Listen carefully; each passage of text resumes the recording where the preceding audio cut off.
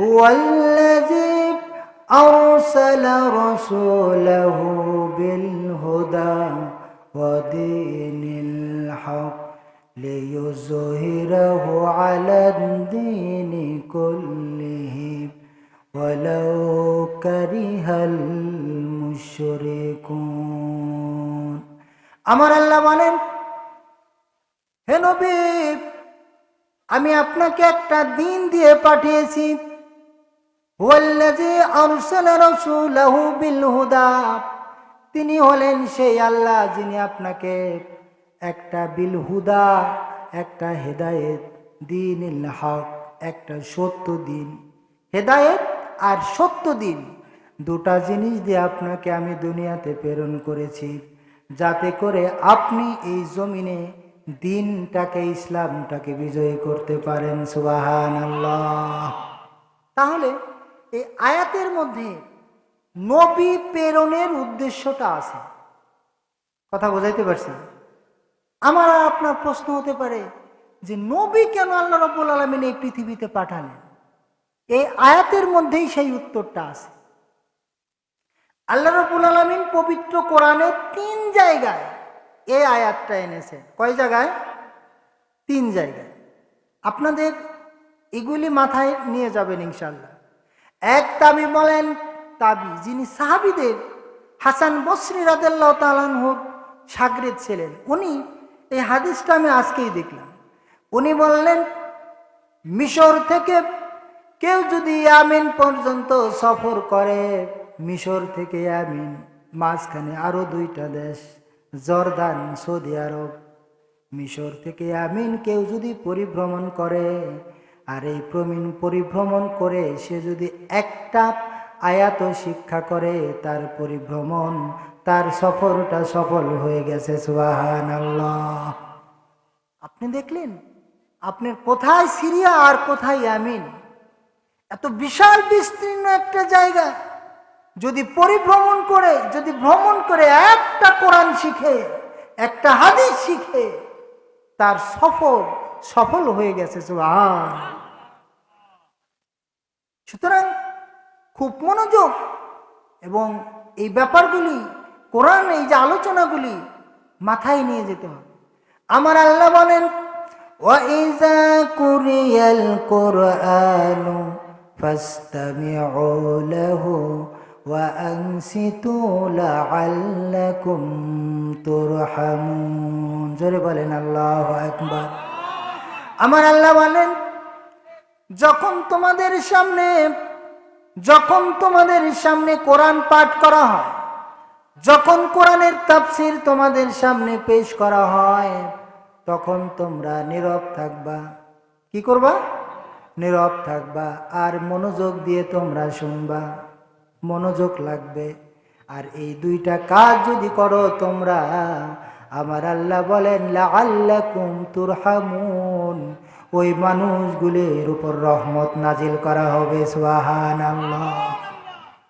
ওই মানুষগুলির উপর রহমত নাজিল করা হবে যে যখন কোনো তাফসীর পেশ করা হয় এবং ওই তাফসীর কোনো মানুষ নীরব থেকে মনোযোগ দিয়ে যখন কেউ শ্রবণ করে, আল্লাহ রাব্বুল আলামিন তার উপর রহমত নাজিল করেন। আর এটার বিপরীত যারা করেন, তাদের কথা আল্লাহ রাব্বুল আলামিন পবিত্র কোরআনে বলছেন কি বলেন নাই? আমার আল্লাহ বলেন, ঠিক এর বিপরীত যারা কাফের, তাদের বক্তব্য ছিল, লা তাসমাউ লিহাযাল কুরআন ওয়ালগাউ ফি লাআল্লাকুম তাগলিবুন। আমার আল্লাহ বলেন, কাফেররা বলতো, তোমরা ওই কোরআন শুনবা না, তোমরা ওই কোরআন শুনতে যাইবা না, এবং কোরআনের আলোচনা যেখানে হয়, কোরআনের তাফসীর যেখানে হয়, সেই জায়গায় তোমরা ডিস্টার্ব করো, সেইখানে তোমরা বিরক্তি করো, সেইখানটাতে তোমরা সমস্যার সৃষ্টি করো। এটা ছিল কাফেরদের কৌশল। সুতরাং এইগুলি আমাদের মাথায় রাখতে হবে, যেইখানে আলোচনা হয়, যেইখানে কোরআনের তাফসীর হয়, সেইখানে মুসলমানদের যাওয়ার দরকার আছে না নাই? সেখানে আমাদের আসতে হবে। আজকে ঢাকা থেকে কত দূর থেকে আলোচক এসছে, কত দূর থেকে এত সুন্দর আপনার আয়োজন করলেন। যদি বিনা ওজরে বিনা কারণে কেউ এই মাহফিলে না এসে থাকে, কিয়ামতের দিন তাকে জবাব দেওয়া লাগবে কি লাগবে না? যেই মানুষগুলি জিকির বিমুখ হয়, মাহফিল বিমুখ হয়, এই মানুষগুলির পরিণতি আমার আল্লাহ বলেন, তাদেরকে যখন জাহান্নামে নিয়ে যাওয়া হবে, যখন জাহান্নামে প্রবেশ করানো হবে, এই লোকগুলাকে জাহান্নামের ফেরেশতা বলবে, তোমার কাছে কি কোনো আলেম ওলামা যায় নাই? আলাম ইয়াতিকুম নাযীর, তোমার কাছে কি এই পরকালের ভয়ের কথা কেউ বলে নাই? তোমার কাছে কি কোনো আলেম ওলামা আসে নাই? তখন তার মনে পড়বে এসছিল, কলু বালা, সে বলবে হ্যাঁ আসছিল।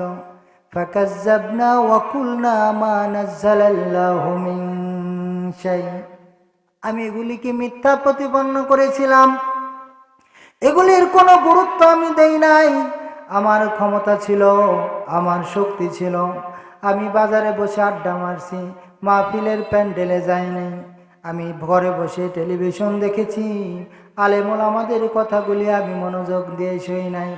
ও আল্লাহ, ক্বালু লাউ কুন্না নাসমাউ আও নাকিলু মা কুন্না ফি আসহাবিস সাঈর, তারা আফসোস করে বলবে, ও আল্লাহ, সেই সময় আমি এই বাজারে, আমি এই বাসায় যদি আড্ডা না দিয়ে আমি যদি মাহফিলে যেতাম, তাদের কথাগুলি যদি শুনতাম আর আমল করতাম, তাহলে এই কঠিন আযাবে আজকে আমাদের আশা লাগতো না।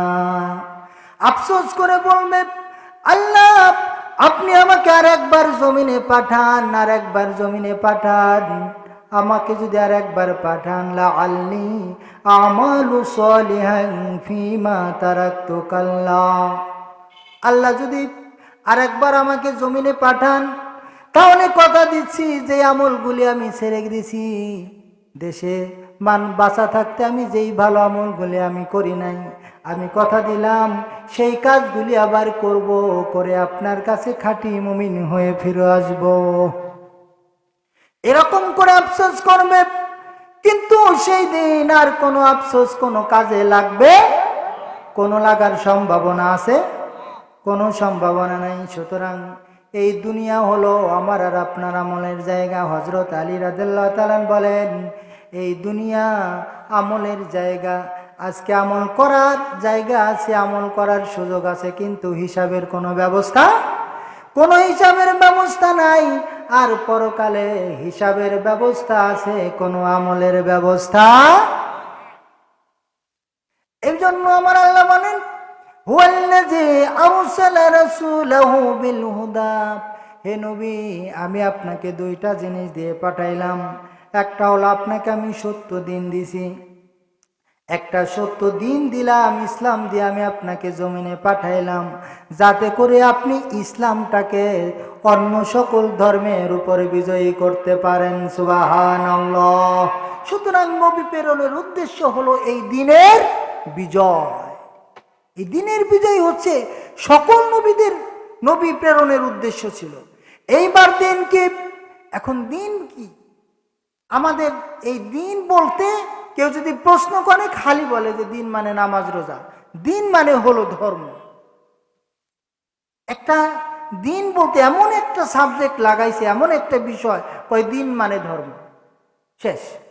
আসলে পবিত্র কোরআনের দিন অনেক অর্থে ব্যবহৃত হয়েছে, তার মধ্যে প্রসিদ্ধ অর্থ হলো চারটা। কয়টা? দিন শব্দের অর্থ হলো প্রতিদান দিবস, মালিকি ইয়াউমিদ্দিন। আল্লাহ রাব্বুল আলামিন হলেন প্রতিদান দিবসের মালিক। সুবহানাল্লাহ। তাহলে এখানে দিন মানে প্রতিদিন, প্রতিদান, প্রতিফলের জায়গা, যেটা পরকাল যেটাকে বলা হয়। দিন শব্দের অর্থ হলো আনুগত্য। দিন শব্দের অর্থ কি? আনুগত্য, আল্লাহর আনুগত্য। দিন শব্দের অর্থ হলো জীবন ব্যবস্থা। দিন শব্দের অর্থ কি? আল ইয়াউমা আকমালতু দীনাকুম, আজকে আমি তোমাদের জন্য জীবন ব্যবস্থা হিসেবে ইসলামটাকে কমপ্লিট করলাম। সুবহানাল্লাহ, কমপ্লিট করে দিলাম জীবন ব্যবস্থা হিসেবে ইসলামটাকে। ইসলামের মধ্যে আর কোনো কিছু বাকি নাই।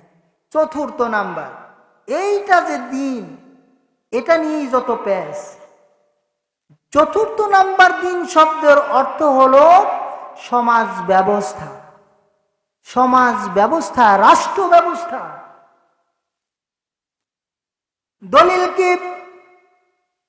ফেরাউন মূসার ব্যাপারে বলল, ইন্নী আখাফু আইয়ুবাদদিলা দীনাকুম।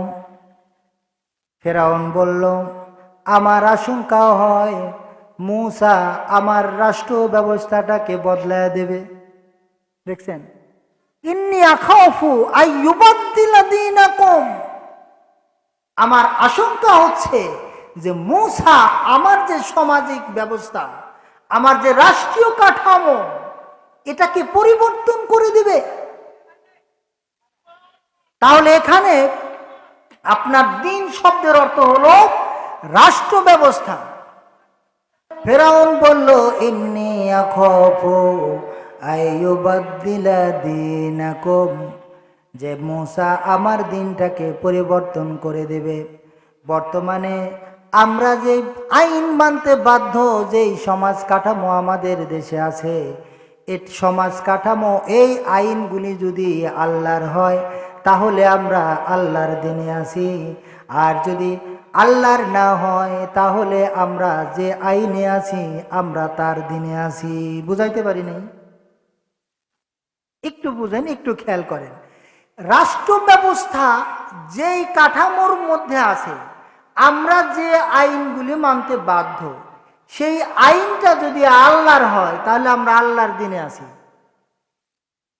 আর সেটা যদি আল্লাহর না হয় তাহলে আমরা যারটা মানতেছি তার দিনে আছি। এতটুকু বোঝা গেছে? আচ্ছা, ধরেন আমরা এই যে গাড়িতে চলি, রাস্তার ডান দিক দিয়ে চলি না বাম দিক দিয়ে? হ্যাঁ, বাম দিক দিয়ে চলি। এখন নবীর সুন্নাহ চলা ডান দিক দিয়ে না বাম দিক দিয়ে? জোরে বলেন। আচ্ছা, তাহলে এই যে আমরা ডাইনের চলার মানুষ, আমাদের বামে আনলো কারা? যে বামে আনলো আমরা তার দিনে আছি, আমরা তার। তাহলে কি আমরা আল্লাহর দিনে থাকলাম? আলহামদুলিল্লাহ, ভালো বুঝেছেন। তাহলে আমরা আল্লাহর দিনে নাই। তো মূসা আলাইহিস সালামের ব্যাপারে ফেরাউন আশঙ্কা করলো যে মূসা যেভাবে আগাচ্ছে তাতে আমার মনে হচ্ছে যে আমার রাষ্ট্রীয় কাঠামো ও চেঞ্জ করে দেবে, ও পরিবর্তন করে দেবে। তার মানে দিন শব্দের একটা অর্থ কি দাঁড়ালো? রাষ্ট্র ব্যবস্থা, সামাজিক ব্যবস্থা। কথা বুঝে আসছে? এখন আল্লাহ রাব্বুল আলামিন মুহাম্মদ সাল্লাল্লাহু আলাইহি সাল্লামকে বলতেছেন যে তোমাকে শেষ জামানায় আমি প্রেরণ করলাম, তোমার কাজ হলো যে তুমি আমার দিনটাকে বিজয়ী করবা। বলেন সুবহানাল্লাহ।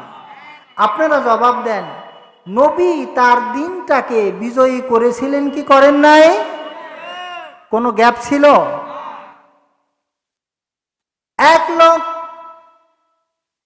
চুরি করলো মহিলা, নবীর জামানায় কুরাইশি বংশের মহিলা চুরি করে বসলো তার কাছে। এইবার তার তো হাত কাটা যাবে। ওই পরিবারের লোকেরা আবু বকরকে ধরলো, ওমরকে ধরলো, নবীকে একটু সুপারিশ করেন এই মহিলার হাতটা যেন না কাটে, বংশের মর্যাদা একেবারে চলে যায়। একটু সুপারিশ করেন। আবু বকর রাদিয়াল্লাহু তাআলা আনহু রাজি হলেন না, ওমর, ওসমান কেউ রাজি হলো না। অবশেষে আমার নবীর নাতি জায়েদের ছেলে উসামা বিন জায়েদ, নাম কি? উসামা। এইবার নবীর নাতি, তাকে দিয়া সবাই রাজি করাইলো। সে বলল, ঠিক আছে, আমি দাদা হুজুরের কাছে যাব। উসামা রাদিয়াল্লাহু তাআলা আনহু আল্লাহর নবীর কাছে আসলেন, এসে বললেন, ইয়া রাসূলুল্লাহ, ইয়া হাবিবাল্লাহ, কুরাইশ বংশের অমুক মহিলা চুরি করেছে, তাকে কি হাত কাটা বাদ দিয়ে অন্য কোনো পানিশমেন্ট দেওয়া যায় কিনা, অন্য কোনো কাফারা দেওয়া যায় কিনা? আল্লাহর নবী কোনো জবাব দিলেন না। তার চেহারা মোবারক পরিবর্তন হয়ে গেল। তিনি মসজিদে নববীতে সবাইকে ডাকলেন, তিনি মিম্বারে বসে খুতবা দিলেন, তোমাদের সেই মহিলার ব্যাপারে তোমাদের সুপারিশ আমার কাছে এসেছে। ও সাহাবীরা, শুনে রাখো, তোমরা কি চাও আমি আল্লাহর দিন থেকে কিঞ্চিত সরে যাই? তোমরা ভালো করে শুনে নাও, কুরাইশ বংশের শুধু সেই মহিলাই নয়, এই চুরি যদি আমার মেয়ে ফাতেমা করত, আমি নিজে ফাতেমার হাতটা কেটে আল্লাহর হুকুম বাস্তবায়ন করতাম। আমার নবী জীবিত থাকতে তার দিনের বিজয় করে গেলেন, দিনটাকে তিনি প্রতিষ্ঠিত করে গেলেন। আর তার উম্মত আজকে দিন বিজয়ের বিষয়টাই ভুলে গেছে। এমন একটা জামানায় আমার নবী দুনিয়াতে প্রেরণ হয়েছিলেন, এমন একটা জামানায়, যেই জামানার মতন অন্ধকার যুগ, অন্ধকার মানুষ, কুসংস্কার ছন্ন মানুষ এর আগেও কোনো দিন ছিল না, আর পরেও কোনো দিন আসার সম্ভাবনা। সেই যুগটাকে বলে আইয়ামে, নাম শুনলেই তো বোঝা যায় কেমন যুগের মানুষ ছিল। ও বন্ধু, বনের বাঘ, ভাল্লুক, তারাও তার পেটের বাচ্চাকে লালন পালন করে, সেও তার বাচ্চাগুলোকে দুধ খাওয়ায়, তারাও দুধ খাওয়ায়। কিন্তু এমন একটা জামানায় আমার আল্লাহ আমার নবীকে পাঠালেন, যেই জামানায় কোনো মা যখন সন্তান প্রসব করত, ওই আতুর ঘরের পাশেই আর একটা কবর খোঁড়া হতো। যদি মা মেয়ে সন্তান জন্মগ্রহণ করত, মেয়ের পেটে, মায়ের বুকে মেয়ের স্থান হতো না, সরাসরি কবরে তাকে নিক্ষেপ করা হতো। নাউজুবিল্লাহ, নাউজুবিল্লাহ বলবেন না? এত ভয়ঙ্কর একটা সমাজ, এত বিদঘুটে একটা সমাজ ছিল আল্লাহর নবীর কাছে।